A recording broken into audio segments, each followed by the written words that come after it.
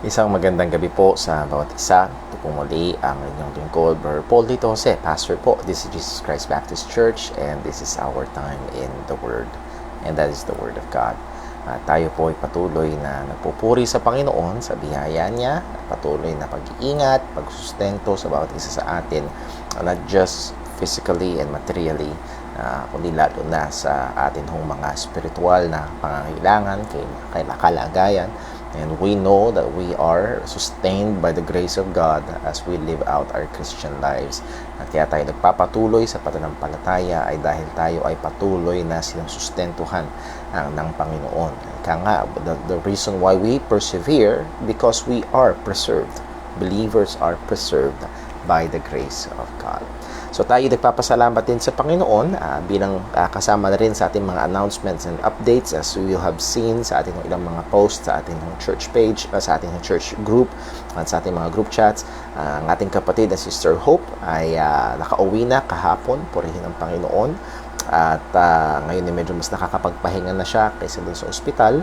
So please pray for a swift and safe recovery, provision doon sa mga gamot na kanya hong iniinom, and Lord willing ay mabuksan ang daan para sa mga ahensya ng gobyerno na maaaring makatuwang doon sa mga patuloy na pangangailangan. So pag-pray din ho natin. And also, meron din ho tayong dalawang post ng update. If you have not read, I would encourage you to look at it sa atin hong church Facebook group.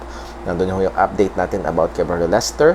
Siya ho ay conscious. Siya ay, ayon daw sa doktor, ay maganda ang resulta ng operasyon. Pero sa mga ngailangan pa rin na mag-undergo ng radiation because mayroon pang 10% noong tumor ang naiwan sapagkat masyado daw itong bumaon sa skull at masyadong nagiging malalim pag tinanggal.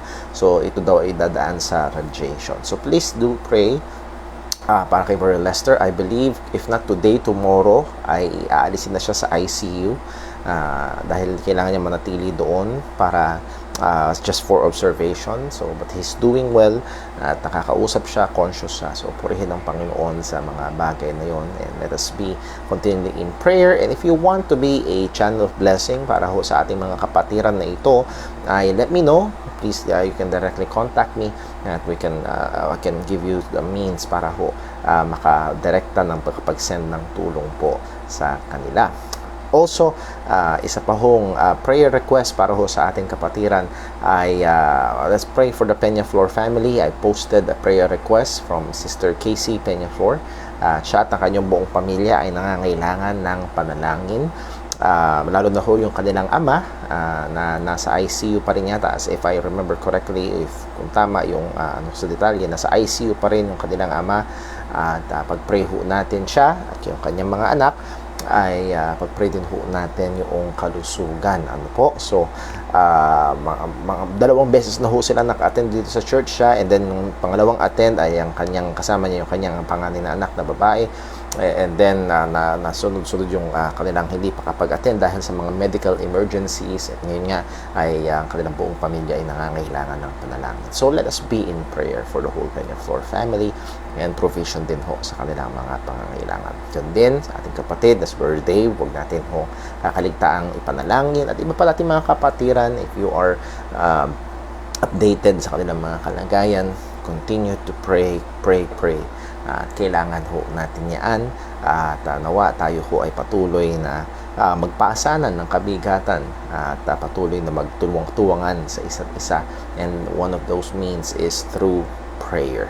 So, yun ho ang ilan sa mga updates natin and prayer requests. And by the way, sa Sunday, meron ho tayong gawain. 8:30 a.m. ang atin hong Sunday school, and then 10 a.m. ang atin hong Sunday morning service. In-encourage natin ang bawat isa, if we are able and allowed, let's be here at church, maintain minimum health protocols, face mask, face shield, maintain ho natin yan, physical distancing. But again, it may be medyo challenging, pero i-maintain natin yung fellowship, kailangan. Pero kahit na ho, hindi man tayo nakakalabas ng tahanan, i-maintain natin yung pakikipag-fellowship sa bawat isa.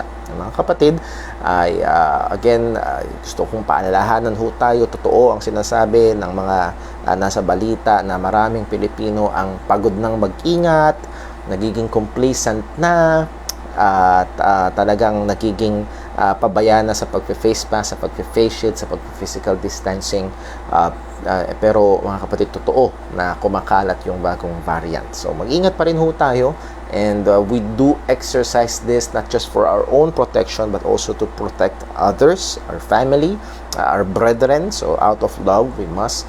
At nawa, as we can, ay pwede ho tayong paring makipag-fellowship. We can use other means. You can do video calls sa ating mga kapatiran. Pwede ho yan. Magagawa ho natin yan. So again, tayo ho ay patuloy na mag-ingat at patuloy pa rin gawin yung atin mga gawain bilang mga mananampalataya. And I praise God na meron tayong mga kapatiran. Hindi ko kayang gawin lahat ng inyong pastor. And I praise God, there are brethren who go the extra mile to minister to others. And that is very, very good. At ang sabi ng salita ng Diyos, hindi liko ang Diyos para kalimutan yun. So, aalalahanin yun. Yan ho ay tanaw ng Panginoon, at siya ho ang bahalang maggantimpala sa kanyang katwiran at kapanahunan. Okay, so let us be in prayer para ho sa ating gawain sa Sunday. Be in prayer for the preaching of God's Word. Be in prayer para sa mga kapatiran at paghahanda sa pagsamba. So yun ho ang ating mga prayer requests, reminders, and announcements. Oh, by the way, send your family pictures. Kung hindi man updated, kahit luma na, kahit before the pandemic yung family picture, please send them para ho meron tayong binabalak gawin dito sa church at hindi matutuloy kung dadalawa pa lang o tatlo yung nagsend ng family pictures. So please, ay kung maaari ay gawin po natin yun. So those are some our announcements and reminders. Let us pray, and then tayo ho ay tutuloy sa atin hong pag-aaral patungkol sa mga marka ng tunay na isang Kristiyano. Manalangin po tayo. Panginoon naming Diyos, aming Ama sa langit, muli malapit kami sa iyo. Ikaw na Diyos na banal, matuwid, mapagmahal. Ikaw na Diyos na sa amin ay nahabag at naging mabiyaya, nagbigay ng tagapagligtas. Sinugo mo ang iyong sariling anak, ang aming Panginoong Jesus. Siya na nasaan yung Diyos ay nagkatawang tao upang magbayad para sa aming mga kasalanan, muling nabuhay, upang sinumang sa Kanya ay sumasampalataya ay huwag mapahamak kundi magkaroon ng buhay na walang hanggan. Purihin ka, O Diyos, dahil Ikaw, Panginoon, ang sa amin ay humirang, sa amin ay kumilos, nagbukas ng aming mga puso at nagbigay ng pananampalataya. Hiwalay sa iyong kilos, hiwalay sa iyong biyaya na gumawa sa amin. Alam namin na kami mananatili sa dilim, mananatili sa kapahamakan. Kaya tunay, Panginoon, mula simula hanggang dulo, ay sa iyo lamang ang kapurihan, lahat tungkol sa aming kaligtasan. At alam namin na ikaw ang patuloy na gumagawa sa amin para nasain at gawin ang iyong kalooban. Kaya Panginoon, patuloy ka naming luluwalhati sa mga bagay na ito. Amin din pong hinihingi ang iyong pagpapatawad sa aming mga pagkakasala at pagkukulang laban sa iyo. Panginoon, tulungan mo kami dahil alam namin sa katawang ito nakatahan pa rin ang kasalanan. Tulungan mo kami, Panginoon, na patuloy na matyaga, matapat at tuloy-tuloy na makipaglaban, patayin ang mga nakatahan pa rin kasalanan sa amin. At sa mga pagkakataon na kami po ay bumabagsak, natutukso, na nagkakamali, nagkakasala, Panginoon, tulungan mo kaming tumingin kay Jesus na siyang namatay para sa amin. At wala kaming ibang tungtungan at wala kaming ibang pag-asa kung hindi siya lamang. O Panginoon, mahabag ka rin po sa aming mga kapatiran. Nandoon ang mga pangangailangan, iba't ibang mga aspeto ay nandoon ang kabigatan sa mga problema sa pamilya, problema sa mga material na bagay o maging sa pinansyal, nandoon ang mga pangangailangan. Lord, alam namin na ikaw ang aming pastol at hindi ka magkukulang. Tulungan mo po, ingatan mo po, bigyan mo po ng wisdom. Gandi po, Panginoon, ang mga kapatiran namin may karamdaman, O Diyos, mahabag ka po. Ay, kay Brother Dave, ikaw po patuloy na magbigay ng lakas, ang nararamdamang kirot, ikaw po nawa ang magpahupa. Lord, nawa ay makadevelop na ng treatment para sa karamdaman na kanyang taglay-taglay. God din po, Panginoon, we thank you, we praise you for the successful operations kay Sister Hope at kay Brother Lester. We thank you sa mga doktor, ospital, nurses na yung ginagamit at mga gamot. At nawa, O Diyos, patuloy mong pagpalain. Patuloy sila makarecover at kumaling. At sa mga hinaharap pang gastusin, O Diyos, patuloy ka pong mag-provide. God din po, Panginoon, the Faithful family, Sister Casey and her whole family, be merciful. Ikaw po nawa ang kumilos, humawak sa kanila. Gamitin mong patuloy ang mga tao sa paligid nila upang sila'y matuwangan sa kanilang mga pangangailangan sa mga oras po na ito. Nawa ang kapayapaan ay ipagkaloob mo maging sa gitna ng mga matitindi at mabibigat na kalagayan. Muli, O Diyos, sa aming pag-aaral, ikaw po nawa ang gumabay. Bigyan mo kami ng liwanag. Ako bilang tagapagturo, O Diyos, bigyan mo po ako ng kakayahan, ng wisdom. Ganyan po ang bawat isang makikinig. At hindi lamang po ang katuruan ng tao, Lord, not us, but your truth. Ang katotohanan mo, patuloy na maunawaan, malaman, at patuloy na magpabanal sa amin, patuloy na maghubog sa amin sa wangis si Kristo at magpalalim ng aming pananampalataya. At sa iyo namin hinihiling ang lahat ng ito. Hindi dahil kami karapat-dapat, kundi sa pamamagitan niya, namatay, nilibing, muling nabuhay, at namamagitan para sa amin. Dalangin namin ito sa ngalan ng aming Panginoong Hesukristo. Amen.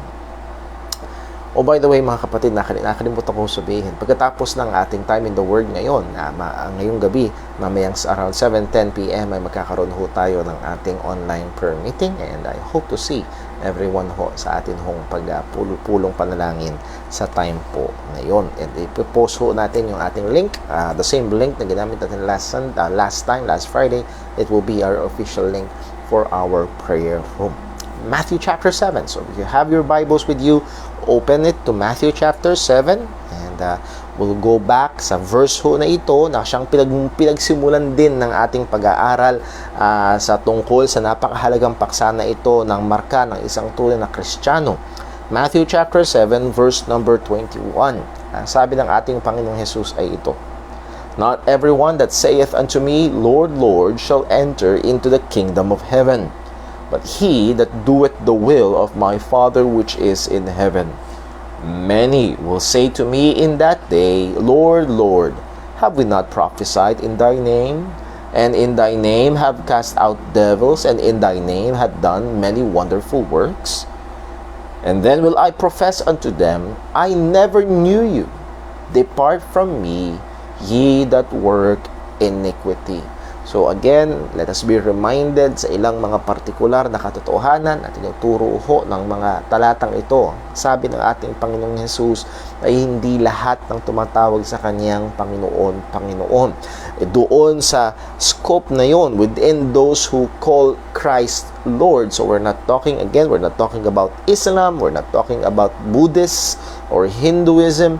We're talking about the wide coverage of Christendom. Those who call Christ Lord, and not all who call Christ Lord will enter into the kingdom of God. At again, maraming mga tao, they are assuming, they are expecting na sila ay papasok, na sila ay kabahagi ng kaharian ng Diyos. At nandun pa nga yung pagrarason nila, or even a protest. Lord, sa pangalan mo ginawa namin ito. Lord, sa pangalan mo ginawa namin ito. But ang tugon ng ating Panginoong Jesucristo, I never knew you. And in relation to John chapter 10, He knows His sheep, therefore they are not Christ's sheep. Hindi sila mga tupa ng ating Panginoong Jesucristo, hindi sila mga tunay na mananampalataya. So it is possible to be within Christendom, even to be within true group of true Christianity.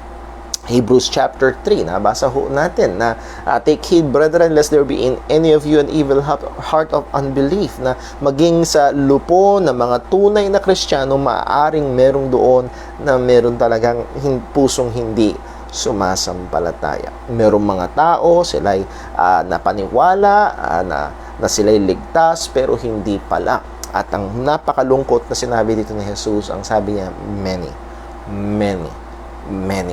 So, yun ho ang ating binibigyang pansin. Now, paano natin matitiyak kung tayo ay hindi bahagi nga nung meaning na yun? Ang goal ho natin sa ating pag-aaral ay nawa pag dumating tayo sa pagharap sa Panginoon ay hindi natin maririnig yung salita ni Jesus, hindi kita nakikilala, lumayo ka sa akin. Kung hindi ang ating maririnig, well done thou good and faithful servant, ay pumasok ka sa kapahingahan ng iyong Panginoon at tayo ay tatanggapin ng Diyos. So again, how will we know? Well, we are commanded in the Word of God to test. We're commanded in the Word of God to prove. We're commanded in the Word of God to examine not others but ourselves if we are really in the faith. So tayo ay inuutusan na siyasatin yung ating sarili. So, imbestigahan natin yung ating sarili kung tayo nga ay nasa pananampalataya. And as we have seen last Wednesday, 1 John chapter 5 verse 13, these things I have written unto you that ye may know that ye have eternal life. So we go to what is written. We go not to our experience, not to our ideas. We go to what is written in the Word of God. Tingnan natin kung anong sinasabi ng salita ng Diyos sa mga katangian ng tunay na mananampalataya. And we use that para i-testing yung ating mga sarili kung tunay nga tayong Kristiyano. So, hindi tayo magtatagal sa ating review. We'll just go over and I'll try my best para pigilan na wag masyadong mag-comment sa mga ito. So, in our review, una, there must be genuine faith in the true gospel. Tunay na pananampalataya sa totoong ebanghelyo. Number 2, ito yung marka ng tunay na Kristiyano. Number 2, there is a change in the heart. There will be a love for God. Merong pagmamahal sa Diyos. Ang hindi nagmamahal sa Diyos, hindi Kristiyano, kahit Baptist pa. Kung mahal niya ang pastor, mahal niya ang Baptist, pero hindi niya mahal ang Diyos, I'm sorry to say, according to the Bible, he is not a Christian. Ang primary mark, isa sa mga primary mark ng tunay na Kristiyano, mahal niya ang Panginoon. Next, there will be a love for the brethren. May pagmamahal sa kapatiran. Number 4, there will be a change in the believer's life. It is a process. It's called sanctification. Siya ay dadalhin ng Panginoon o sisimulan ang proseso ng pagbabanal. Babanal at babanal at babanal ang kanyang pamumuhay. Number 5, there will be a change in the believer's walk. At medyo related to dun sa sanctification, pero nilagyan sa mas practical, yung kanyang lakad, that is, yung kanyang daily life ay apektado ng kaligtasan. Ito ay magkakaroon ng pagbabago. At ang sabi ng Romans 8 verse 1, he will be walking after the Spirit and not after the flesh. Number 6, there will be a change in the believer's relationship with the Word. May bago ng relasyon sa salita ng Diyos. Number 7, there will be a change in the believer's relationship with the world. Meron ng bagong relasyon sa sanglibutan. Hindi na minamahal ang sanglibutan. Number 8, there will be fellowship with other believers. Nandun ang pakikipisan kasama ng mga kapwa mananampalataya. A short reminder, yung kaisipan na it's just my Christianity is just Jesus and me, totally unbiblical. Okay? Yes, ang kaligtasan is between God and you, but when you talk about Christian life as the Bible portrays, ito ay pinapakita ng Bible na ito ibinubuhay in the midst of a community of the church, which is primarily lived out in the context of a local church. So, nahandoon ang pakikipisan sa mga kapwa mananampalataya. Ang tunay na Kristiyano ay pumipisan sa mga kapwa tunay na Kristiyano. And then, number 9, dito tayo nagtagal, there will be an increasing manifestation of the work of the Spirit. Again, bahagi pa rin ito ng sanctification, at ang primary agent na gumagawa sa buhay ng Kristiyano para siya'y baguhin ay ang banal na Espiritu. At merong dalawang direksyon na makikita ang gawa ng banal na Espiritu, ang pangunguna ng banal na Espiritu. Galatians chapter 5, it is through the bearing of the fruit of the Spirit, yung makikita at lalabas yung bunga ng banal na Espiritu sa kanyang buhay. Those are godly attitudes that will lead to godly living. And then pinag-aralan natin matagal-tagal, the Holy Spirit will lead a person to the mortification of sins, ang pagpatay sa kasalanan. And with all this, it is the work of God, and also it involves the effort of man. So we exert effort sa bagay po na ito. We exert na lalo na sa pagpatay sa kasalanan, and also in our pursuit of godliness, na handoon yung ating pagsusumikap, ngunit ang lahat ng yon ay biyaya at ng Panginoon at kilos ng banal na Espiritu ng Diyos. We looked at some practical steps on how to kill sin. Let me just name some. One, we must admit and identify, be particular. What sins are you attacking? And number 6, we kill sin by choking. We put on the Lord Jesus Christ and make no provision for the flesh. Number 8, we kill sin by prayer.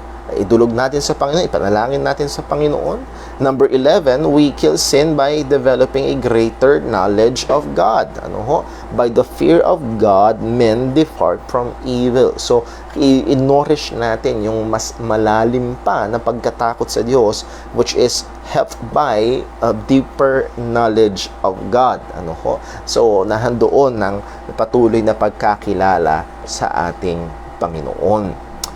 Well, ngayon nandun tayo sa pang-10, at simulan natin ito last Sunday. Pang-10 marka ng isang tunay na Kristiyano ay ito.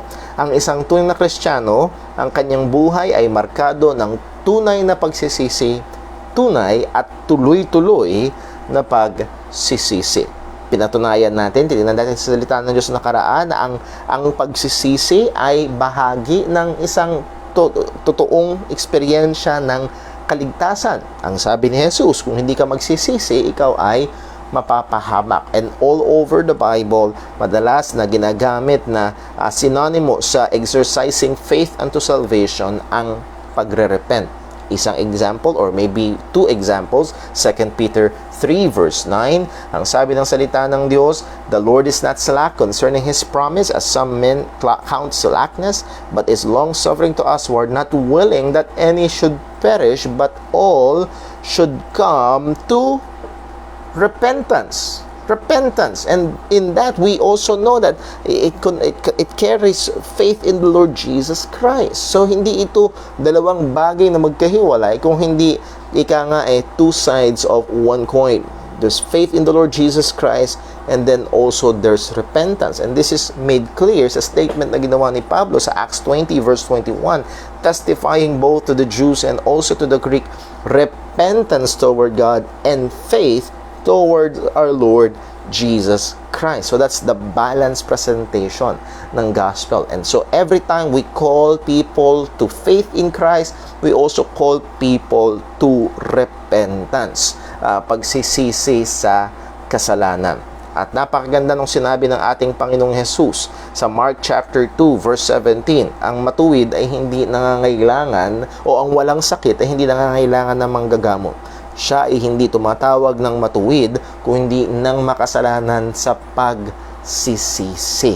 At kung hindi niya nakikita ang kanyang pagiging makasalanan, kung walang pagsisisi, walang paglapit sa ating Panginoong Hesukristo. So, ang point ay ito, ang totoong kaligtasan at pananampalataya sa ikaliligtas is always accompanied by genuine repentance. Okay, now, sa biyaya ng Diyos, ligtas na.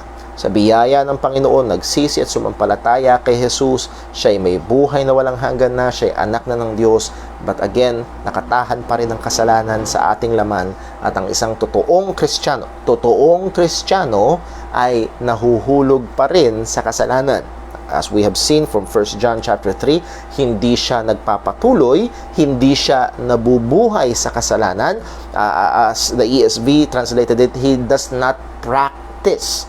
Yes, he falls too, but it is not his practice. Hindi siya nagpapatuloy sa kasalanan, pero nahuhulog pa rin sa kasalanan ang isang tunay na Kristiyano. And as Paul himself confess as Romans 7 verse 19, "For the good that I would, I do not, but the evil which I would not, that I do. So even Apostle Paul, there are times na may mga bagay na gusto siyang gawin ay hindi niya nagagawa, at may mga bagay na masama nagagawa niya.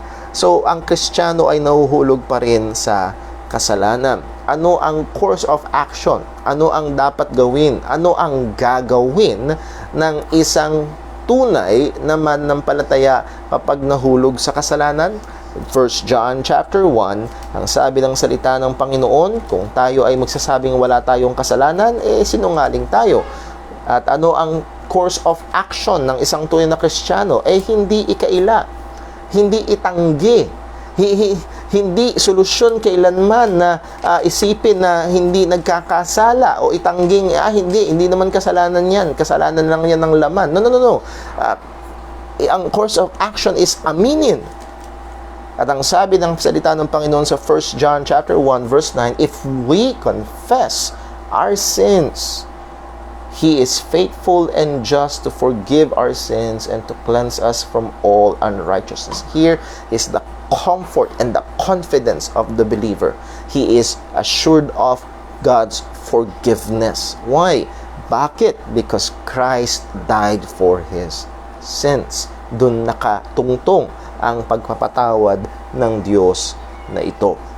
Now, as we have said, genuine repentance and continual repentance, because as long as the believer lives in this earth, hanggang nabubuhay tayo sa mundong ito, patuloy pa rin tayo nag-i-struggle laban sa kasalanan, and there will be times na mahuhulog sa kasalanan ng isang tunay na Kristiyano, at nandoon ang patuloy na pagsisisi sa kasalanang nagawa. So anong punto? A true believer still falls into sin but does not continue in sin, but comes to God through Christ in repentance. Ang isang tunay na mananampalataya nahuhulog. Yes, nagkakasala. Opo. Pero hindi siya nagpapatuloy. Siya ay lumalapit sa Diyos sa pamamagitan ni Jesus, sa pamamagitan ng pagsisisi. Now let me just put a reminder, even a warning, sapagkat marami sa atin, and based on my own experience, ako mismo, there are dangers na nahuhulog sa bagay na ito. Ano ito? Naririnig ko rin ito mula sa ibang mga Kristiyano. And ito yung maaari kong tawaging bawi system. Ano yung bawi system? Babawi ako. Maybe an example is this. Ikaw ay pumalya sa pagsunod sa utos ng Panginoon na huwag pabayaan ang pagsamba. You made a clear, conscious decision. Again, given na possible, pwede, pero nagdesisyon ka na huwag at nagkasala ka. At hindi ka pumisan kasama ng mga Kristiyano. And that's a sin. That's a sin. Pero maraming mga mananampalataya, kadalasan ang isipin, at lalo na nung before the pandemic, ang iniisip ko, babawi na lang ako next Sunday. Babawi na lang ako, aagahan ko. And then a-attend pa ako ng prayer meeting. And then a-attend pa ako ng evening service. Babawi ako. And what is the danger? The danger is this: ang solusyon sa kasalanan ay hindi pagbawi. Ang course of action ng Kristiyano when it comes to sin, it's not to make up, but to repent. At ang danger nung bawi ay ikaw ay nakatingin na, o tayo ay nakatingin na dun sa ating gagawin, as if yung ating gagawin ay magiging katanggap-tanggap sa Panginoon para pangtapal, pangbayad dun sa alam nating ginawa nating mali. Bawi system. Ingat ho tayo. Again, ito ang punto, ang tanging available para sa isang Kristiyano kapag nagkasala laban sa Panginoon ay magsisi. Hindi if we bawi, He is faithful and just to forgive us. No. If we confess our sins, if we repent of it. And speaking of repentance, ano ba ang itsura ng isang tunay na pagsisisi? At salamat sa Diyos sa kanyang probidensya, ay ginamit niya sa kanyang soberanong kapangyarihan ay gumawa siya at ginamit niya ang mga taga-Korinto at si Apostol Pablo, yung relasyon ng apostol sa mga taga-Korinto, para magbigay sa atin ng napaka-vivid na larawan ng biblikal at makadiyos na pagsisisi. And to that, I would like to invite you to open your Bibles to 2 Corinthians. 2 Corinthians, at babasahin natin ang chapter 7 verses 6 to 11. 2 Corinthians chapter 7 verses 6 to 11. Kung nyo nakita, 2 Corinthians chapter 7 verse 6, isimulan natin dito. Actually, if you have your own time in your Bible reading, you can begin at verse 1 and continue. Ang sabi ng 2 Corinthians chapter 7 verse 6, nevertheless, God that comforted those that are cast down comforted us by the coming of Titus, and not by his coming only, but by the consolation wherewith he was comforted in you, when he told us your earnest desire, your mourning, your fervent mind toward me, so that I rejoice the more. So narito, kinukwento ni Apostol Pablo na sila ay may matinding pinagdadaanan, nandoon ang maraming problema, nandoon ang mga kabigatan sa pagmiministeryo. Well, we can go back to verse 5. Ang sabi niya, for when we were come into Macedonia, our flesh had no rest, but we were troubled on every side. Without were fightings, within were fears. So, again, at tingin ko maraming tayong mga kapatiran ay makaka-identify maybe in one half or maybe in both sides sa kalagayan ni Apostol Pablo. No rest in the flesh. There are troubles not just on one side, on every side. At ang sabi ni Pablo, without, sa labas, may pagtatalo, may kalaban, at sa loob there are fears. Let me just make this one observation. Wala siyang si Apostle Paul ay tao, gaya ko at gaya niyo. He experienced fears, takot, pangamba, bigat ng problema. Nahandoon ang sabi ni Apostol Pablo, pero ang sabi niya sa verse 6, nevertheless, God that comforted those that are cast down. So let me, hindi ito yung pinaka-topic natin, but God is He is the God of all comfort. He is the Father of all comfort. Sabi sa 2 Corinthians chapter 1, He comforted those that are cast down. So if you are cast down, if you're discouraged, you're weighted down, andun yung matinding bigat sa pasan-pasan mo, you look to God.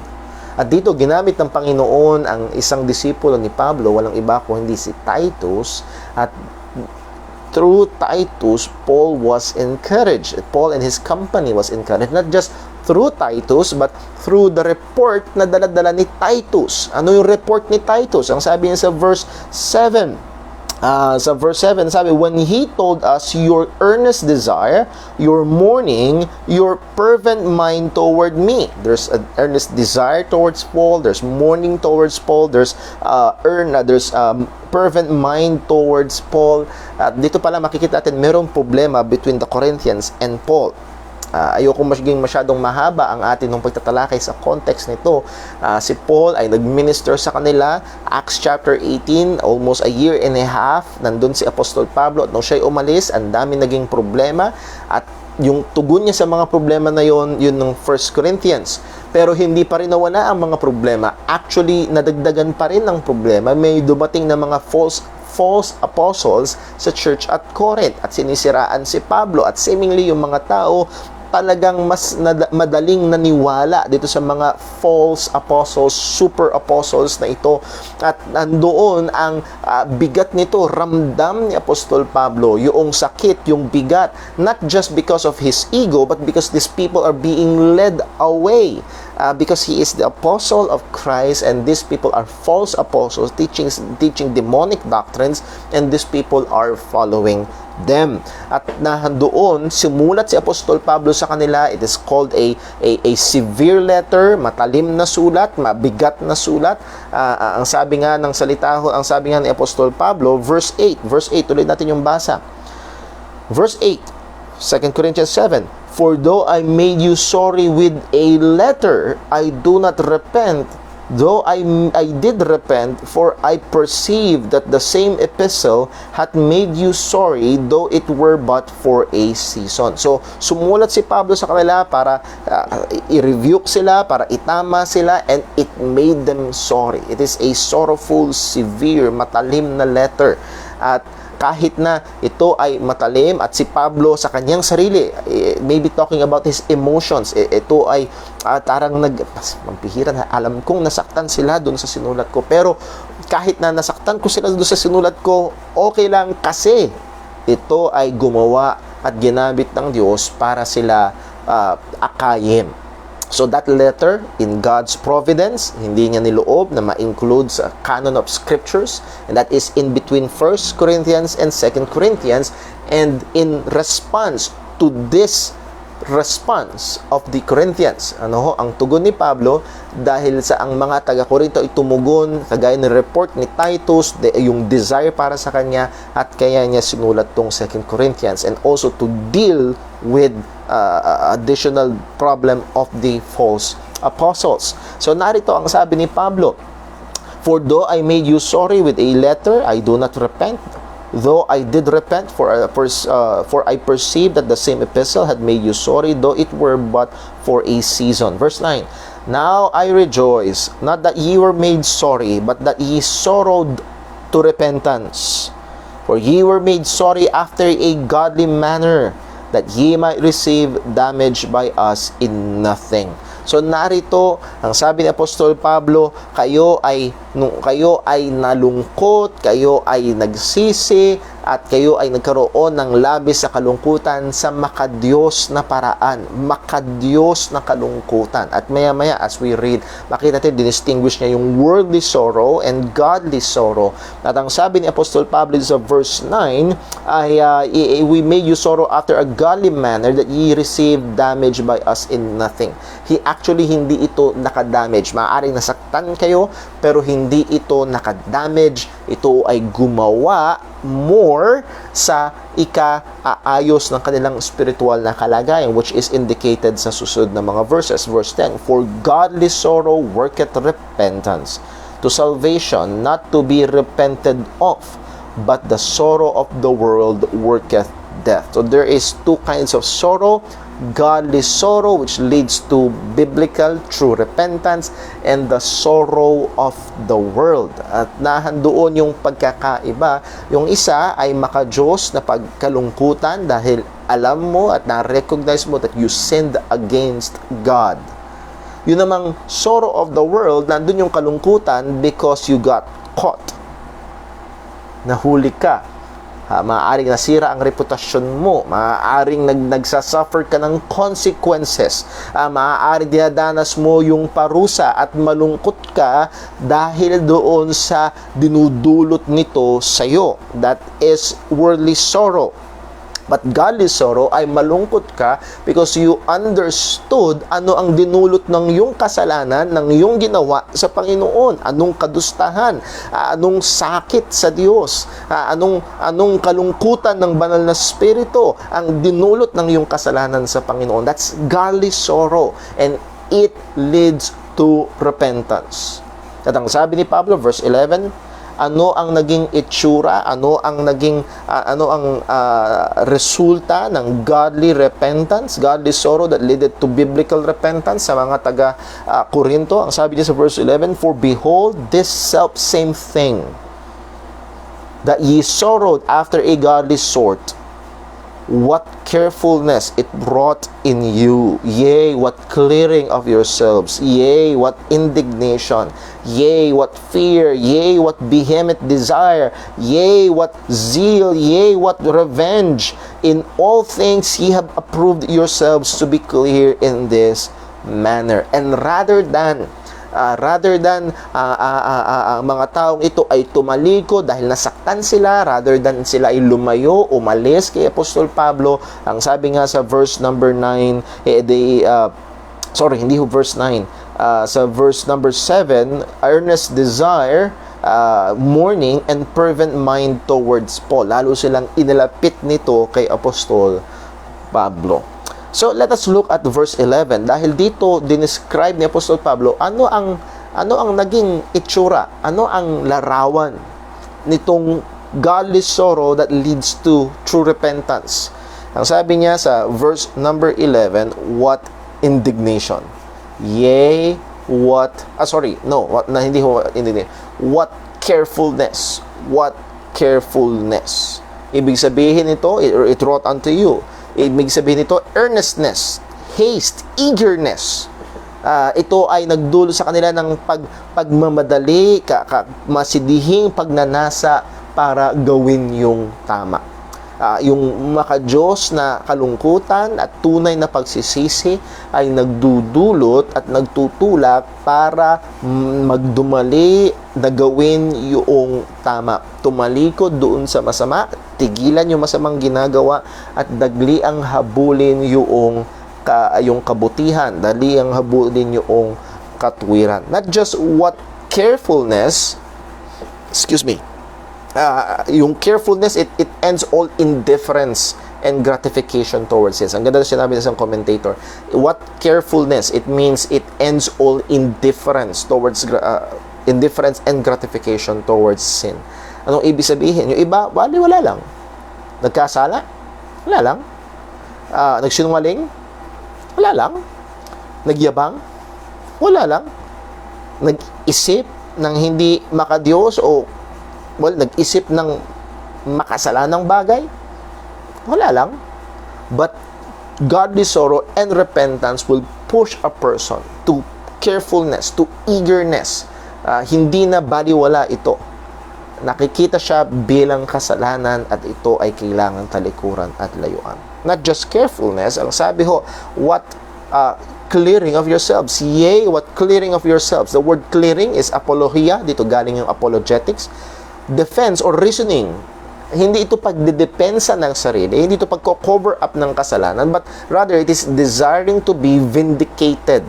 That is true repentance. Ma-vindicate yung katotohanan. Malabas talaga. Tapos na siyang magkubli, tapos na siyang ipagtanggol yung kanyang sarili, tapos nang magdahilan kung hindi okay, ito yung kasalanan, ito yung nangyari, ito yung mali. He is now in defense of righteousness, not of his sin. Siguro isang magandang halimbawa dito ay walang iba kundi si Zacchaeus. Zacchaeus, mamaya makikita ho natin yung agandang halimbawa niya. Pero bago yun, tingnan pa natin, ano pa ang naging dulot ng tunay na pagsisisi? What carefulness, what clearing of yourselves, what indignation, irritation, often associated with holy anger. Merong galit. Hindi ka galit doon sa kapatiran na ginamit ng Diyos para ipakita sa iyo yung kasalanan. Kung hindi, galit ka doon sa kasalanan na ginawa mo laban sa Panginoon. Galit ka doon sa paglabag mo sa kautusan ng Panginoon. Sa pagkakasala laban sa Diyos, in giving disgrace to God's name, grieving the Holy Spirit, and even hurting others or hurting the church. Matunog na matunog, at Lord willing, isang panahon ay i-deal natin yung skandalo ni Ravi Zacharias, and many are hurt. Even I myself, dahil in one way or another, God used him sa buhay ko in some of my isang pagkatuto. Pero as we can see, as we saw in the scripture from David, yes, the best men are men at best. At nung namatay si Ravi Zacharias, lumabas itong mga skandalo na ito with evidence, and doon napatunayan na talagang siya ay may ginagawa on the side na hindi makajust na bagay, and it hurts others. So, true repentance would bring about indignation, irritation against sin. Hindi lang yun. What fear? What fear? Yea, what fear? Andun yung reverence sa Panginoon. Reverence toward God, who is most and ultimately offended by the sin that we have committed. Nahandoon ng pagkatingin sa Panginoon kung yung kadakilaan ng Diyos na atin hong nagawan ng kasalanan. True repentance brings the offender closer to the offended party to understand the magnitude of and severity of the sin committed before God. Ang tunay na pagsisisi ay maglalapit dun sa nagkasala sa pinagkasalaan, and that is none other than us and God. Number next, yea, what vehement desire. Vehement, yung vehement, malaki, matindi, strong desire, strong longing. What is that longing? To do right. Yung ginagawang mali, hindi lang basta titigilan, kundi gagawin yung tama. At sabi ko nga ho kanina, ay magandang example dito si Zacchaeus sa Luke chapter 19 verse 8 to 10. Makikita natin yung example ni Zacchaeus na nung siya ay naligtas, ang sabi niya sa verse 9, and Jesus said unto him, sabi ni Zacchaeus mismo sa verse 8, and Zacchaeus stood and said unto the Lord, Behold, Lord, the half of my goods I give to the poor, and if I taken anything from any man by false accusation, I restore him fourfold. Gusto niyang gawin yung tama. Again, hindi niya gagawin para ma-preserve yung kanyang sarili, kung hindi even receiving damage sa kanyang sarili, pero gagawin niya yung tama, restitution. True repentance. Not just that, what zeal, fervency to do right, urgency to do right. Na tila baga ito ay apoy sa kanyang buto at hindi siya matahimik dahil meron siyang kailangan gawin. Baka kailangan niyang lumapit doon sa taong pinagkasalaan niya at humingi ng tawad. Kailangan niyang lumapit at ibalik yung kanyang ninakaw. And yes, he will receive damage, but pinagsisisihan, gusto niyong gawin yung tama. Next, what revenge? hindi ito para gumanti doon sa nag-expose o ginamit ng Panginoon para paalalahanan. Kung baga si Haring David, nung ginamit ng Diyos si Prophet Nathan para i-rebukein si David at ipakita yung kanyang kalagayan, yung iba kumukuha ng sibat at sinisibat si Nathan. No. What revenge? Not against others, but revenge against the sin. Repentance wants justice. Kung kailangan harapin ang church. Kailangan harapin ang batas. Alala ko ho, napakinggan ko sa isang Q&A, ang sabi ng isang pastor ay meron sa church nila na isang babae na matagal nang nahandoon at siya'y naligtas. Pero lo and behold, yun pala siya ay may 10 taon nang nagtatago sa batas. 10 taon nang nagtatago sa batas.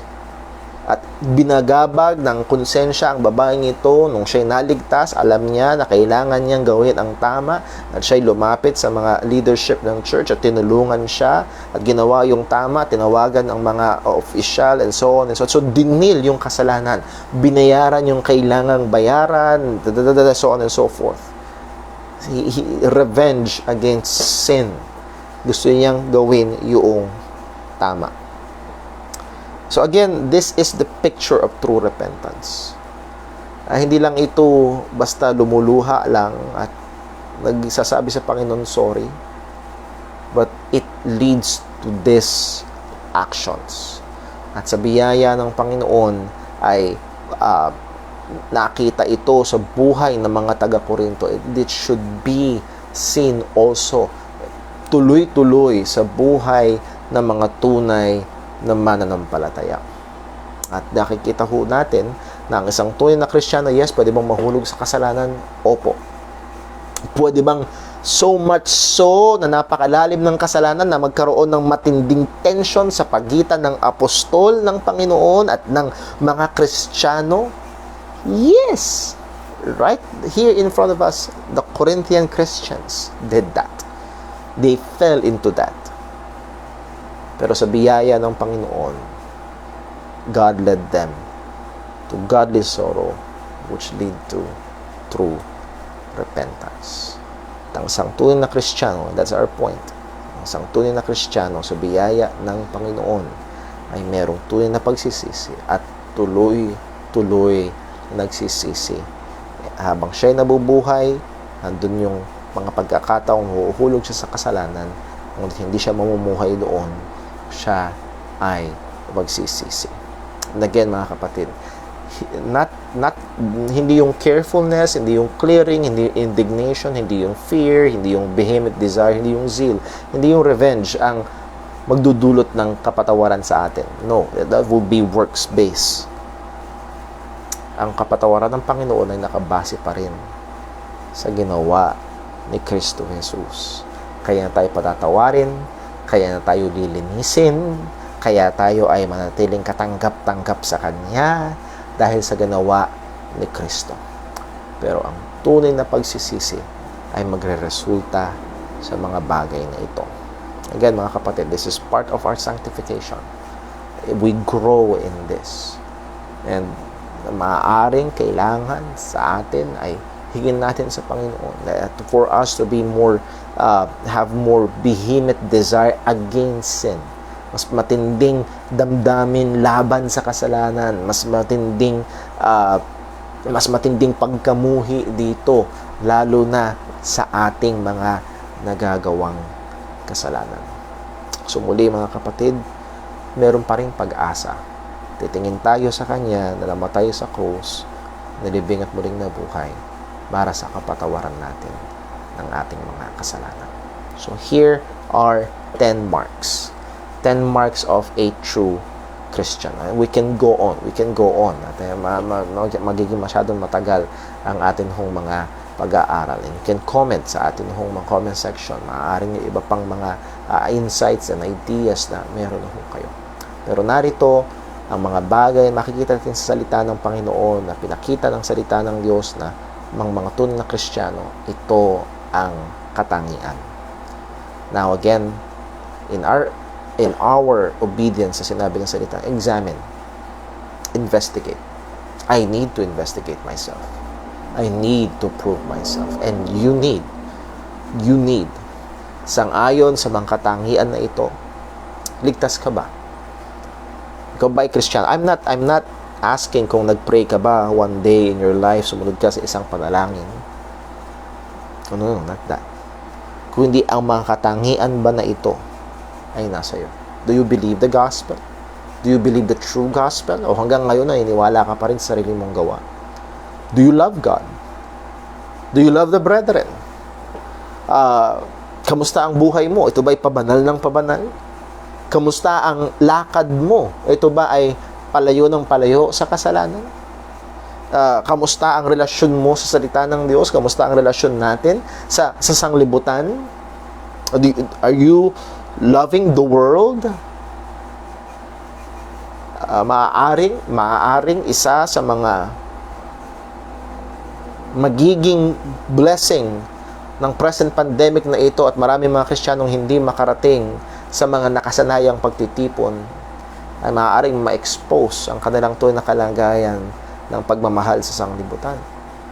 Maaari. I hope not.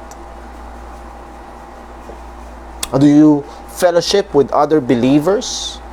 Is the Holy Spirit, yung bang gawa ng Banal na Espiritu sa buhay mo ay nakikita? I'm not asking kung perfect, kundi ito ba ay nakikita? Ikaw ba ay palayo ng palayo sa kasalanan? Ikaw ba ay nakikipaglaban sa kasalanan? Pinapatay ba?